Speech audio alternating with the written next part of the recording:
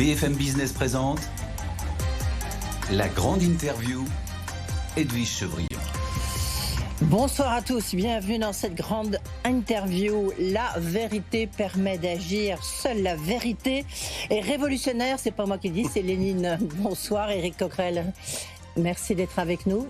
Vous êtes président de la commission des finances et vous avez écouté bien sûr le Premier ministre et puis vous avez auditionné il y a quelques heures Éric Lombard, le ministre de l'économie. Vous nous direz s'il a dit quelque chose de plus par rapport aux propos de François Bayrou. Est-ce que vous avez compris cet exposé pédagogique du Premier ministre? C'est un exposé d'alerte?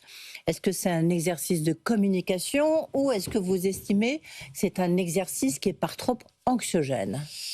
Écoutez, la vérité est toujours révolutionnaire. C'est François Bayrou qui a cité Lénine et Trotsky. Mais la propagande est toujours réactionnaire, parce que c'était de la propagande ce matin. Voilà. Pourquoi ? Parce que...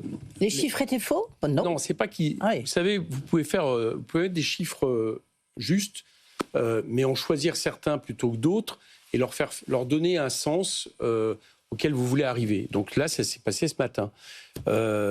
Par exemple, ce qui était prévu ce matin, c'était de nous dire, comme d'habitude, tout change dans le monde.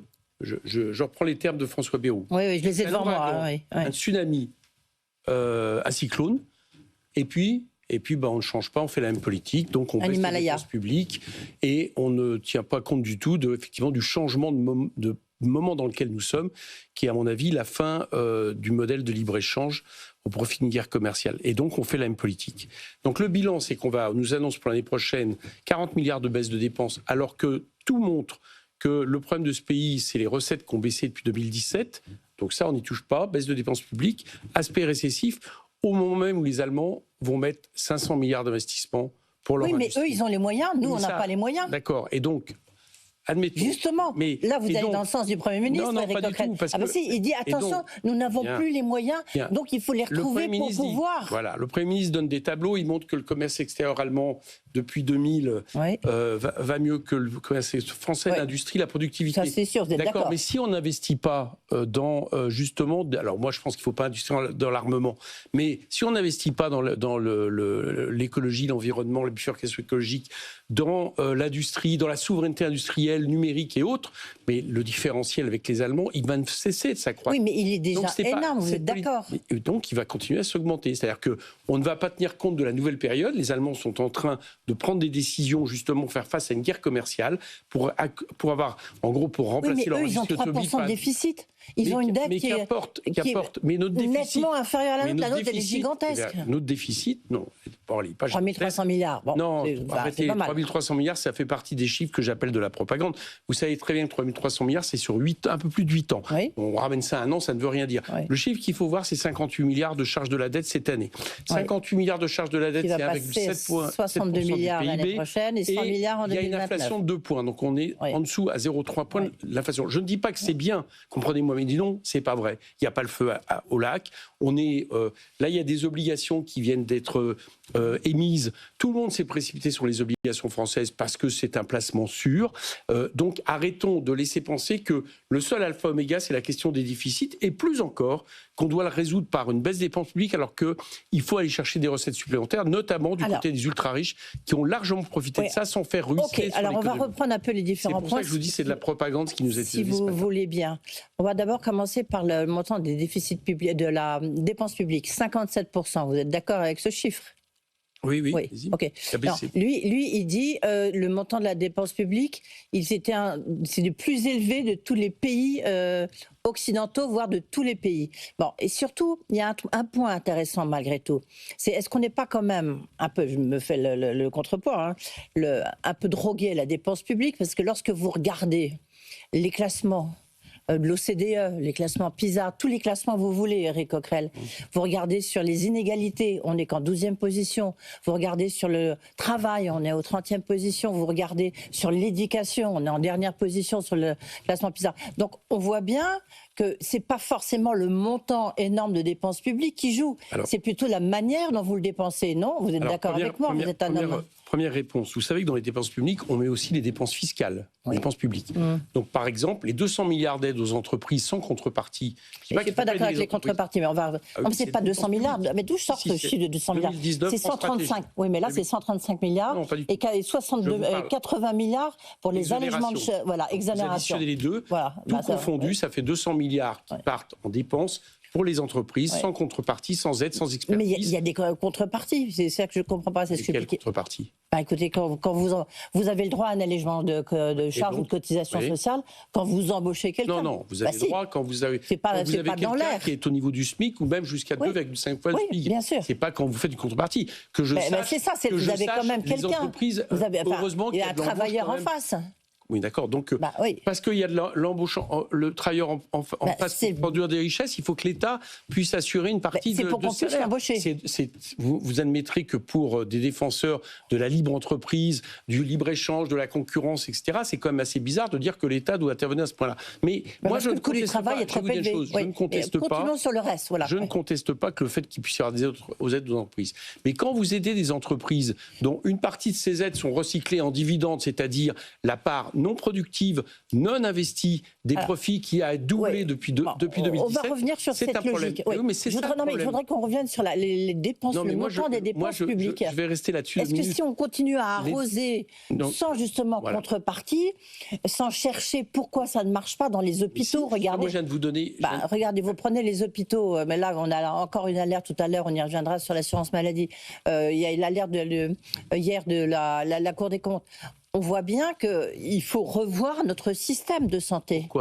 Pourquoi il faut le voir, il faut lui redonner plus de moyens. Mais est-ce que c'est uniquement plus de moyens? Est-ce que c'est pas plus le fait, on voit bien que c'est les questions d'efficacité, si j'utilise ce mot, vous allez bondir. Mais l'efficacité, évidemment, on a un système il faut mieux soigner les gens, c'est ça qui est l'essentiel.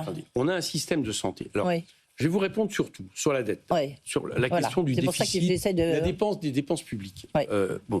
Quand vous regardez en réalité la dette publique en France, mais si vous additionnez les dettes privées, les deux, parce qu'il faut les additionner, les dettes privées, les dettes publiques, c'est des mutualisations de la dette privée quelque part, et c'est souvent à partir des dettes privées qu'il y a des crises. Quand vous additionnez les deux, vous apercevez que la France n'est pas en tête en Europe, la Hollande est largement devant nous, et qu'on est plutôt dans une moyenne. Et à mon avis, c'est ces deux choses qu'il faut voir. Pourquoi il faut voir ça?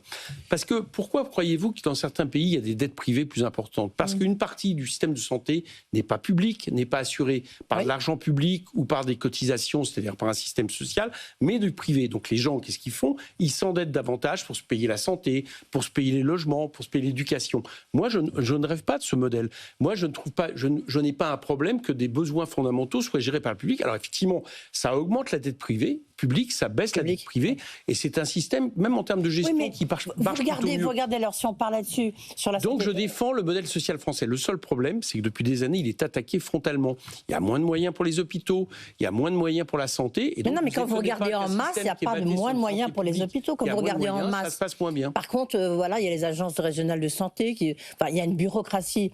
Tous les médecins, vous connaissez comme moi plein de médecins qui vous disent tous la même chose. Écoutez, le système américain de santé qui est privé... regardons, pas les États... regardons, le Danemark, regardons la Suède, regardons tous les pays nordiques. Mais le système de santé français, il est en mauvais point parce qu'il est basé essentiellement, de manière importante, sur une santé publique, en théorie, même si c'est grignoté au fur et à mesure par la santé privée pour les plus privilégiés. Mais pas que pour les plus privilégiés. Il est fait de telle manière que si vous commencez à diminuer les moyens, comme on le diminue notamment dans les hôpitaux, effectivement, il est moins efficace. Il y a 15 ans de ça, vous avez le documentariste américain Moore, je ne me rappelle plus de son prénom, mais c'est pas grave, Michael Moore, c'est ça. Il avait fait un documentaire comparant les systèmes de santé, montrant qu'on avait le meilleur système de santé au monde. Mais je ne vous parle pas du système américain. Personne ne rêve, pas je vous dis qu'on a cassé le système de santé public français en diminuant les moyens, des hôpitaux. Donc, je ne suis pas d'accord avec ça. Moi, je suis pour un système où les besoins fondamentaux des gens, on partage la richesse de façon à ce que, soit par des cotisations adossées sur le travail pour la Sécu, soit par des impôts et de la fiscalité pour d'autres domaines, on arrive à faire en sorte que les Français soient vous ne remettez pas du tout en et cause, qu'on réponde plus aux besoins. Pardonnez-moi, j'en profite parce que comme on peut avoir des conversations franches avec vous, autant en profiter. Vous ne remettez jamais en cause le fait que la dépense publique, parfois, elle n'est pas bien utilisée, elle n'est pas bien fléchée, elle se noie dans les strates administratives. En tous les cas, c'est tous les retours qu'on a sur, par exemple, sur la santé et les hôpitaux. Donc, je reviens sur les chiffres. Oui. Parce que on est d'accord que c'est pas la politique que je préconise qui est appliquée depuis 2017. Non. Vous êtes d'accord avec moi? Enfin, cela dit, depuis 2000, il a bien montré des chiffres quand même. Il montre que de gauche comme de droite, tout le monde est en cela que je montre, c'est que les chiffres qu'on nous a montés juste avant, dans une réunion juste avant, où ils n'étaient pas, étaient plus éclairants, parce que depuis 2017, ils montrent très clairement que les recettes diminuent dans ce pays, et vous savez comme moi que la plupart des recettes qui ont été baissées à hauteur de 60 milliards vont aux plus riches. 62 même. Mais depuis quand? Depuis 2017, ça baisse dans ce pays. Non, mais si, c'est intéressant. Oui, non, mais bien sûr, c'est intéressant. Pour parler de la politique qui est appliquée par les différents gouvernements qui, peu ou prou, parce qu'il y a eu la crise de la Covid, il s'est passé des choses, il y a eu quoi qu'il en coûte. Je mets le Covid à part. Les recettes baissent dans ce pays, les dépenses publiques sont stables, ont même légèrement tendance à baisser, moins 2 points de PIB, les recettes baissent de 2,5 points. Qu'est-ce que ça veut dire? Ça veut dire que la politique qui a consisté à faire en sorte de faire des cadeaux fiscaux au capital. Ça a été assumé. Aux entreprises. Non, au capital. Au capital. Les cadeaux fiscaux qui ont été faits. Parce qu'on a baissé l'IS et du reste, ça a rapporté plus. Les cadeaux fiscaux qu'on a faits, on les a faits principalement, suppression, la flat tax, suppression de l'ISF, au revenu du capital. D'accord ? Au revenu du capital, par rapport au revenu du travail. Bien. Ces revenus du capital, c'était Bruno Le Maire qui théorisait en disant ce que j'attends de ça, c'est qu'on attire les capitaux, ça va augmenter l'investissement, l'emploi, etc. Ça ne s'est pas passé. Tout un écosystème de start-up qu'on connaît bien ici. La part des investissements d'entreprise a baissé.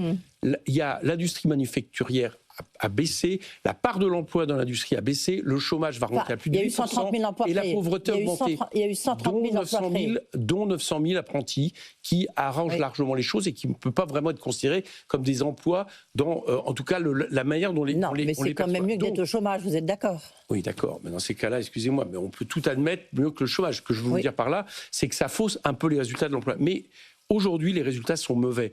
Donc, cette politique a consisté à dire on va attirer les capitaux pour pouvoir permettre d'investir, pour pouvoir permettre d'avoir plus de recettes d'impôts, a échoué. C'est l'examen, ma commission d'enquête qui le montre. Par contre, ce qu'on voit, c'est que le fait d'avoir baissé les dépenses publiques l'an dernier, on les a baissées à hauteur de 33 milliards d'euros avec les annulations de crédit. Ça coûte 0,4 points de PIB. Mais pour ça un montant coûte de 6 milliards d'euros sur 1600 milliards les dépenses publiques. Non mais qu'apporte, c'est pas ça la question. La question c'est que la politique consiste à baisser les dépenses publiques. Si vous baissez 4 milliards... C'est récessif et vous ne répondez plus aux besoins des Français. Oui, mais attendez, est-ce que vous savez que l'an dernier, on a baissé de 1 sur 10 milliards, c'est énorme. Si vous baissez de 4 milliards sur 1600 milliards, c'est pas gigantesque. Mais c'est gigantesque à partir du moment où concrètement ça donne quoi? Ça donne que l'an dernier, par exemple, le budget du logement a baissé de 1,5 milliard. Vous trouvez que le logement va bien dans ce pays, qu'il y a suffisamment de logements sociaux, que les gens logent? Non. Le budget de l'écologie, de l'environnement, sur les politiques environnementales, il a baissé de 2,4 milliards. Et vous savez très bien comme moi que dans le même temps, vous avez le rapport Pisani-Ferry, économiste de Macron 2007, Mahfouz, qui dit qu'il faudrait 37 milliards de plus d'investissement de l'État et autant du privé pour atteindre les objectifs du climat. Donc tout ça, on n'est pas en train de le faire. Et le problème qu'il y a là-dedans... Mais parce qu'on se trimballe une dette absolument énorme. Oui, et donc la dette qu'il y a une dépense publique qui est peut-être... énorme, qui n'est pas si énorme que ça. Mais il faut peut-être la réallouer. La dette énorme qui n'est pas si énorme que ça. Je le dis, je pense qu'on fait très peur aux gens à cause de ça. Elle est due depuis 2017, c'est ce que je vous dis, les déficits sont dus aux pertes de recettes. Donc, il faut récupérer des recettes. On a besoin d'aller récupérer des recettes et de les récupérer là où actuellement ça gagne, c'est-à-dire dans les 10 et même surtout les 1% des Français les plus riches qui ont largement gagné et qui n'ont pas réinvesti dans l'économie. Moi, je préfère aller prendre cet argent et faire en sorte que, par exemple, on investisse, que l'État investisse, permettre une souveraineté industrielle, écologique, dans l'avenir, et donc pas ce que font les Allemands. Voilà, j'allais dire Éric Lombard. Éric Coquerel. Éric Coquerel, vous savez bien, sur les impôts les plus riches, certes, mais en même temps, ça les a fait revenir en France. Tant qu'à faire, autant qu'ils ne soient pas en Belgique, en Angleterre, ou un peu comme maintenant, on les voit partir à Rome, qui est devenue la nouvelle terre d'exil, au Portugal, en Espagne. Moi, je ne suis pas sûr de ça. Ah, ben, si, bon, les on a chiffres quand même ont été faits, on a ou pas supprimé l'ISF. Oui. C'est très faible parce que pour des riches, c'est pas mal de vivre. Il y a eu quand même certains qui sont revenus, et vous avez des investissements étrangers qui sont venus. Ça a quand même fonctionné. Edwige, est-ce que vous savez que, là je vous cite le CPO, le Comité des prélèvements obligatoires, quand vous regardez les très hauts revenus, par exemple plus de 200 fois le revenu médian, eh bien vous apercevez que la France n'a pas les prélèvements obligatoires record en Europe, on est dans la moyenne. On est derrière les Anglais, derrière les Belges. Ce que je veux vous dire par là, c'est que on a aujourd'hui... Mais sur le reste, vous êtes d'accord qu'on a... C'est 43% le taux de prélèvement obligatoire en France. Mais justement, vous savez très bien que pour les ultra-riches, c'est pas ça. Les ultra-riches, aujourd'hui, ont réussi à être imposés à l'impôt sur le revenu à peu près 0. Et donc, c'est leur taxe professionnelle qui prend, donc ils sont à peu près imposés à 25% sur l'ensemble de leur patrimoine, d'où, par exemple, la taxe Zuckman qui est proposée, quand... Quelqu'un qui est assujetti à l'impôt sur le revenu est assujetti dans les mêmes tranches à 45%. Oui. Voilà. Mais en même temps, alors attendez, hier je posais la question qui nous manquent, à un entrepreneur qui a réussi, qui a créé sa boîte, qui a réussi, qui est le président de la CPME. Mais il me disait, mais vous avez la flat tax qui est à 30%, mais derrière les dividendes, tout ça, ça a déjà été taxé à 18%. Donc on est déjà taxé. Vous voyez ce que je veux dire, c'est que on ne met en avant que le devant de la devanture fiscale, si vous me permettez cette expression. C'est l'entreprise qui a été... Non. Oui, l'entreprise. Deux choses. L'entreprise paye des impôts sur les profits. Donc le dividende qui touche a déjà été fiscalisé. Mais non, la fiscalité pour l'entreprise, mais pas pour le détenteur de dividende. C'est comme si vous me disiez quelqu'un qui touche un salaire. Attendez. Quelqu'un qui touche un salaire, c'est arrivé, ça participe à la valeur ajoutée de l'entreprise. Donc l'entreprise a été imposée, donc on n'a plus besoin d'imposer celui qui touche des salaires. C'est la même chose. Le dividende, c'est la rentabilité non productive et non investie du capital. Ces dividendes, ils ont doublé par 2 depuis 2017. Sauf que vous prenez un risque quand vous investissez dans une entreprise. C'est-à-dire que vous pouvez toucher des dividendes, mais comme vous pouvez ne pas toucher de dividendes. La question, c'est quand même une rémunération. Vous serez peut-être d'accord avec moi qu'il y a peut-être un équilibre à trouver. Ah non, ça. D'accord. Quand de l'autre côté, il y a 200 milliards... Reconnaissez que c'est autre chose. Non, c'est pas autre chose. 200 milliards d'euros qui sont mis et que une partie est distribuée dans les dividendes. Je ne vois pas pourquoi, par exemple, les dividendes ne sont pas imposés comme les revenus du travail. Éric Coquerel, je vous propose, est-ce qu'on peut revenir un instant sur l'actualité, parce que il y a quand même ce fameux... C'est central ce que je vous dis là. Non, mais bien sûr, c'est pour ça que c'est très intéressant. Mais ce qu'il y a, c'est que l'horloge tourne. Ce budget, donc juste pour être clair, pour vous, la survie du pays n'est pas en jeu. Vous répondez non, bien sûr que non. Elle est en jeu si on ne change pas de politique. Parce qu'on va reculer. Et la consommation populaire va faiblir. C'est le feu de l'activité économique française. C'est ce qui nous permet d'avoir des meilleurs résultats que les Allemands. 40 milliards à trouver pour faire des économies pour le budget 2026. Alors, ça ne veut pas dire que la dépense publique, elle continue d'augmenter, mais elle augmentera moins vite. Vous êtes d'accord avec ça? Non, ce qu'ils ont prévu, c'est qu'elle n'augmente plus. Ah, moi j'ai entendu Eric Lombard qui disait que ça continuait. C'est pour ça qu'il a parlé d'allègement. Non, prévu, ce qui est prévu pour la prochaine, c'est le fait que désormais, on reste au même budget, d'accord ? On ne l'impacte pas par l'inflation, donc de fait, ça va baisser. D'accord ? Et on ne l'adapte pas non plus aux besoins, ça s'appelle la croissance tendancielle, c'est-à-dire les besoins de rendement qui permettent. Donc il va y avoir une baisse. Et on va attaquer en plus de ça les collectivités territoriales, dont je vous rappelle qu'elles assurent 70% de l'investissement public. C'est ce qu'il a souligné ce matin, le Premier ministre. Vous êtes d'accord avec le 6 mai, il a annoncé une conférence des territoires. Oui, mais là, si on leur prend encore de l'argent alors qu'elles ont des frais de fonctionnement qui sont contraints par l'État, je pense qu'on va fermer là aussi. Juste un point, j'en profite, Éric Coquerel.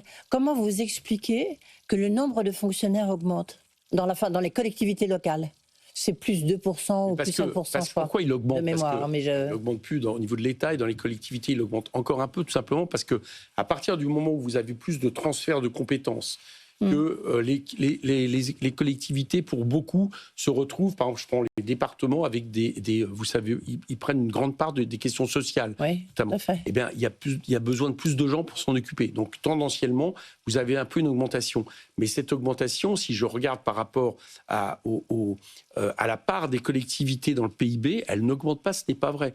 Donc, c'est aussi parce que quand vous avez eu un transfert de l'État vers les collectivités sur un certain nombre de prestations, il y a des choses qui augmentent un peu du côté. Est-ce que vous pensez qu'il y aura des hausses d'impôts ?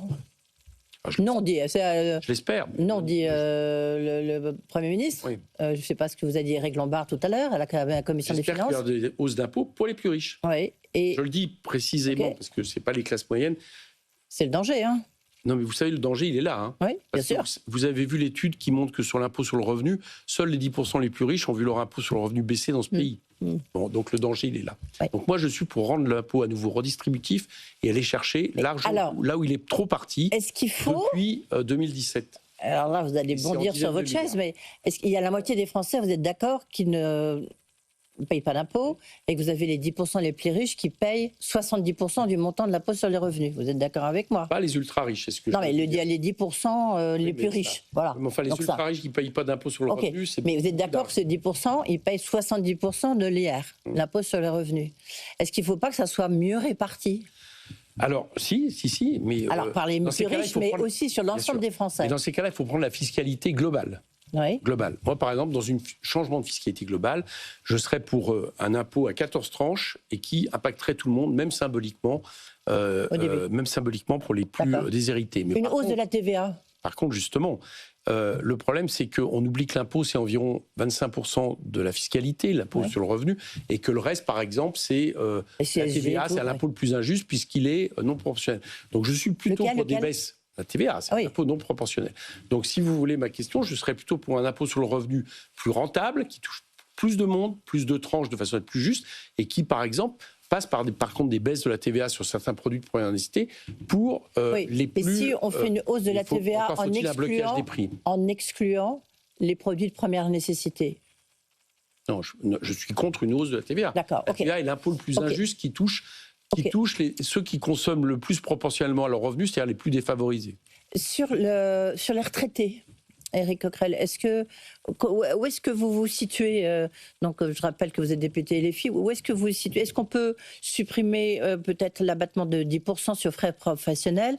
Et est-ce qu'on peut désindexer les retraités, ou du moins les retraites les plus élevées, ou continuer à indexer les retraites les plus modestes? Je vais vous répondre globalement, je ne suis pour abaisser aucune retraite aujourd'hui, aucune pension de retraite par y compris les plus riches. Oui, parce que c'est pas du côté des retraités qu'on trouve les ultra riches. Oui, donc j'estime que j'estime que quelqu'un qui a cotisé toute sa vie, d'accord, par rapport à son salaire, et qui se retrouve avec une retraite, je ne suis pas d'accord avec le fait d'aller lui abaisser sa retraite. Je pense que les privilégiés ne se situent pas là. Et en plus, ça a un autre problème, c'est que là aussi, ça touche la consommation populaire. Parce que si vous abaissez les revenus du travail, et les retraites sont des revenus du travail différés, eh bien là aussi, vous allez toucher la consommation populaire. Donc, ce n'est pas une bonne politique. D'accord, donc là-dessus, on ne touche pas. Donc, on ne voit pas très bien encore... Et sur le fait que oui, mais ça ne suffira pas pour combler les 40 milliards, vous êtes d'accord? Ah, mais si. Oui, alors, oui, j'étais là pour la démonstration de Manuel Bompard. Voilà. Est-ce que vous êtes pour élargir la protection sociale qui, pour l'instant, notre modèle social repose sur le travail? Est-ce que d'une manière et d'une autre, il faut faire contribuer d'autres personnes, les retraités, notamment avec la CSG, parce qu'il faut rappeler que la CSG, les retraités sont exonérés depuis 2000 parce qu'il y avait un souci d'équité, parce qu'à l'époque, les retraités étaient, vivaient bien plus mal que les actifs. Mais aujourd'hui, c'est plus le cas. Est-ce qu'il faut bouger ça?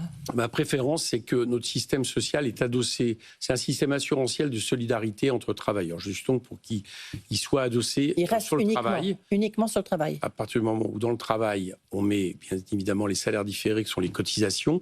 Et je suis plutôt pour qu'on augmente dans le partage de la valeur ajoutée ce qui va au travail, y compris ce qui va aux cotisations, de façon à assurer la pérennité de ce système. C'est ma préférence. Vous savez qu'on pourrait repasser de 64 à 62 ans en augmentant les cotisations de 0,15 points sur 7 ans. Maintenant, par exemple, il y a certaines personnes qui le proposent, au moins dans un moment d'urgence, même si ça n'est pas pour préférence, mais on pourrait très bien penser aussi qu'on fait cotiser au moins exceptionnellement les dividendes, par exemple. Non pas taxés, mais cotisés. Ça pourrait être des solutions. Ça a été voté dans le PLFSS avant qu'il soit annulé par le 49.3 sous Barnier, et c'était 15 milliards comme ça d'apporter. Voilà. En tout cas, il y a largement de quoi assurer notre système social, dont, je voudrais le dire parce qu'on parle beaucoup de déficit, mais il faut savoir qu'une grande partie de la dette de l'État est transféré dans la dette sociale, ce qui est un problème. Oui, voilà. Et qui fait que après on dit il y a des déficits. Sauf que par exemple, il était assez anormal que tout le chômage partiel du Covid soit transféré sur la dette sociale. On peut considérer que c'était une décision de l'État qui n'avait pas reposé sur le système social. Vous avez sans doute vu que ce matin, il y a un nouveau dérapage de l'assurance maladie. On voit bien qu'il y a des dérapages importants, un comité d'alerte. Déjà hier, il y avait Pierre Moscovici qui a donné sa note de synthèse pour expliquer qu'il fallait faire 30 milliards d'économies, là aussi. Est-ce que le déremboursement des médicaments pour les plus hauts revenus ou pour des revenus les plus élevés, est-ce que vous y êtes favorable ? Radicalement contre. Je pense que c'est la remise en question de notre système assurantiel. Pourquoi ? Parce que, si vous voulez, ce système marche parce que il permet à chacun de bénéficier des mêmes droits. Si demain vous dites à des gens qui ont des revenus très hauts, vous n'êtes plus remboursé de la même manière, alors que vous cotisez de la même manière, ils ne seront plus d'accord au bout d'un moment et ils iront prendre des assurances privées. Donc un régime universel, ça permet à tout le monde d'être remboursé en fonction de la cotisation. Donc je suis absolument contre et je pense que ça va très loin parce qu'effectivement, M. Bayrou l'a évoqué ce matin, mais si c'est le cas, on en finit avec notre régime de sécurité sociale. Est-ce que le fait de supprimer certaines commissions, les comités Théodule, comme on aime à le dire, où il y en a plus de 1000 en France, est-ce que vous trouvez qu'on peut peut-être, en tous les cas, faire un certain tri ? Certains, quand même, France Travail sont très utiles. Je suis très méfiant là-dessus. Pourquoi ? Je vais vous dire pourquoi. C'est que ça sent quand même un peu le trumpisme, quoi. C'est-à-dire que... on en est loin. On n'a pas encore sorti la tronçonneuse. Je n'ai pas le temps de vous faire écouter Amélie Montchalin. Mais... On en est juste avec une scie à main, mais c'est un bon début. Donc, c'est quoi ce qui nous vient des États-Unis ? C'est l'idée qu'il faut absolument affaiblir l'État. Donc, on ferme des opérateurs, on supprime des postes de fonctionnaires, on demande aux fonctionnaires, ce que veut faire François Bayrou, de dire qu'est-ce qu'il fait, est-ce que quelqu'un d'autre ne pourrait pas mieux le faire, voire le privé. Pourquoi pas, on fait ça dans une entreprise, on fait ça chez vous. Bien sûr, mais d'abord, je vais vous dire, il y a un contrôle qui existe des fonctionnaires, ce qu'ils font. Il ne faut pas laisser croire qu'il n'y a aucun contrôle de ce que fait aujourd'hui la fonction publique, ce n'est pas vrai. Mais derrière ça, c'est quoi l'idée ? C'est de faire en sorte d'affaiblir l'État. Si vous affaiblissez l'État, la régulation, elle se passera ailleurs. Et la régulation, quand elle se passe ailleurs dans le privé, c'est la loi du plus fort qui l'impose. Donc je ne suis pas d'accord avec cette logique. Ça ne veut pas dire qu'il ne pourrait pas y avoir un travail d'expertise, notamment de réinternalisation dans l'État, mais ça veut dire, dans ces cas-là, qu'on ne supprime pas les postes en question des opérateurs. Donc on va vers une motion de censure de la part de LFI ? Bien sûr. Oui. Bien sûr, donc vous allez reprendre, parce qu'on peut faire comme en 1962, Georges Pompidou. Non, ça c'est moi qui l'ai fait avec Barnier, c'était la première fois. Oui, vous l'avez fait avec Barnier, mais du coup c'est pas lui qui a été renommé, alors que Pompidou, lui, a été renommé. C'est pour ça que je disais ça. Petite différence, parce que la différence avec Pompidou et De Gaulle à l'époque, c'est qu'ils étaient majoritaires dans le pays, ce qui n'est pas le cas de ce gouvernement qui n'a pas de légitimité, à mon avis, pour gouverner. C'est son problème, d'ailleurs, c'est la raison pour laquelle ma commission d'enquête s'est intéressée. Il a très largement maquillé une partie des résultats l'an dernier pour passer les écueils électoraux. Merci Éric Coquerel. En tous les cas, voilà, comme ça, on a pu apurer certains points. On est d'accord ou pas d'accord, mais en tous les cas, vous avez pu les exposer. Merci Éric Coquerel, président de la Commission des finances, était donc notre invité. Tout de suite, vous retrouvez les experts qui vont débriefer justement cette interview. La grande interview sur BFM Business.